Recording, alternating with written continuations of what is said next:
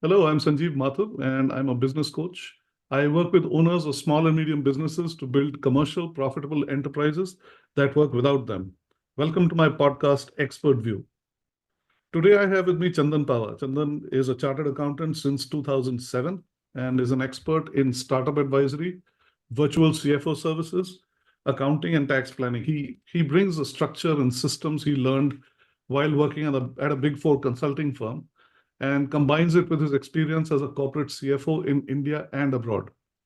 As a virtual CFO, he takes this expertise to companies in their early stages or those looking to strengthen their financial strategy. Thank you for joining me today, Chandan. Thank you, sir. Thanks for the warm introduction. Good morning, friends. Great to have you with us. Chandan, when I work with business owners, I always find they pay a lot of attention to core business aspects like sales, customers, products and product development, funding, etc. But they don't pay enough attention to critical financial performance and compliances. Through this interview, I want to start a dialogue, especially for startups, so that they can adopt these practices early. So let's begin with understanding what exactly is a startup. I mean, nowadays there's a lot of discussion on the subject. Everybody says they're a startup, but is there a definition? Yes, there's a definition. In layman language, we can say that every new business is startup. But government has launched a Startup India scheme, which startup is registered under that scheme. That Mhm. will be treated as a eligible startup, and that will get the benefit announced by the government of India. Mhm. So there is specific definition for that and specific criteria for that. Oh, that's fantastic. What are the benefits of the scheme to these startups? I mean, why should they go through the scheme? Yes. So there are several benefits government has announced, like tax benefits. You can save the tax. You can save the income tax specifically for the 3 years. You can save the angel tax of the funding raised. You Mhm. can save the government fees about 50% on the trademark and patent. You can eligible for the government tendering without any existing eligibility criteria. So several benefits are there. The government has announced for that can be availed by the startups. So that's fantastic. I mean, there are tax holidays and there are rebates and fees, and uh, you can actually there's relaxation, or rather, there's more access to the market because there's relaxation in the eligibility for government tenders. That's great news. Yes, Now, yes. what are some of the mandatory financial compliances a small and medium business should have, Chandan? Yes, it's not specifically for the small and medium business, it's for the everyone.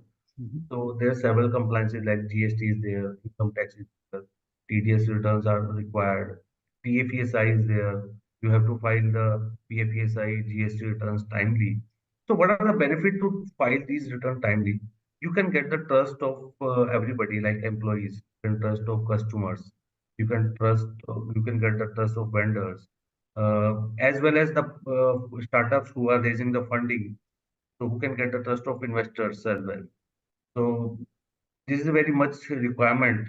So every business should be compliant, tax compliant to get these kind of trust and benefit from the market. This is very much requirement. That's interesting. So you're saying it's not simply a matter of, complying with regulatory requirements. It's as much an issue of, creating trust in the market with customers and with employees. And I see what you're saying because a lot of the times, when you're trying to do business with government departments or with some of the larger companies, they insist on these compliances before they'll even entertain you. So Yes, definitely. that's fantastic. So, Chandan, another of the topics that I hear so many founders talking about is funding. What are some of the funding modes for startups at this point in time? Yes. So nowadays there's a fashion of getting funding from the market nowadays. So it's very beneficial for everyone, for the investors as well, for the startups as well. So funding can be from the three mode, like debt funding you can raise from the debt to the market, the bank you are there, bank Mhm. and NBFCs are there. Other type of funding is private equity funding. You can get from the investors that are there. You can raise the fund against the equity. Nowadays, one of the not easy mode, but one is a popular mode. You can say that SME IPO is there. So SME IPO around in December, there was around 20 SME IPOs. The startups and MSMEs are raising the funds the SME IPOs. So nowadays, very popular mode. That's interesting. I mean, one has heard about IPOs, and one has also heard about all the effort that goes into getting a company to IPO. I'd like to understand a little more about SME IPOs. What is an SME IPO? Yes.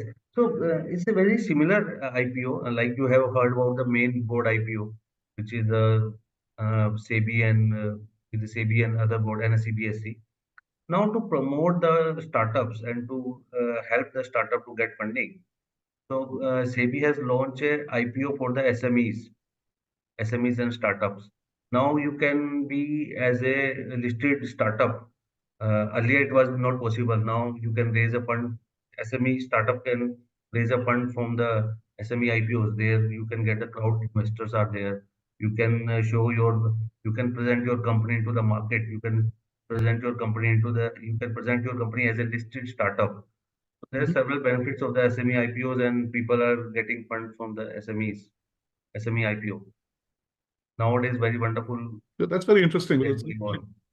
yeah, yeah, it's interesting. It sounds like smaller companies of various formats, private limited, LLP, and so on, can actually get into SME IPOs. And are there any sort of boundaries? Do you have to be of a certain size or something before you can get into an SME IPO? Size, not can't talk about the site, but some criteria is there that you must be around 3-year-old company Hmm. and your net worth should be positive Hmm. and you must be a profitable company. Hmm. There's specific and small criteria is there, but Excellent. there is a big opportunity for the proprietors and partnership firms. Then they can also get the SME IPO. Oh, So I see. there's good news for them. Earlier was not possible, but now proprietors and partnership fund can also raise the fund through SME IPO. So it's more inclusive and it's easier and it works with the smaller companies. Yes, That's it's great. now That's very great. easy now. Yeah, it's great to know about. So with money come taxes. Do you have some Yes, taxation advice for business owners, Chandan? yes. You are earning the money, you have to pay the taxes. So my advice to the startups and SMEs that be a tax compliant, be fair to the everybody, the market, like customer debtors, customers there, vendors are there, employees, investors, banks. You Mhm. should be compliant and show your genuine profit into the book and pay the genuine tax, file all the returns timely. If you are fair, then you will get benefit from the market. Definitely, it's damn sure. You will get a trust from the investors, bankers, vendors, customers, as well as the employees. This is the must requirement that you have to be tax compliant and fair business. Well, that's wonderful. I think, for an initial conversation, we've got a lot of information from this discussion. Chandan, is there anything else you would like to advise startups on?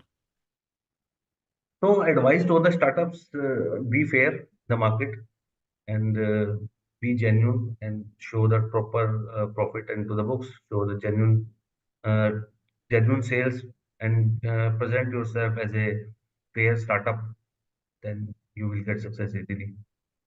So that's fantastic. And thank you for these insights, Chandan. Thank you. Like I said, this is a great initial discussion.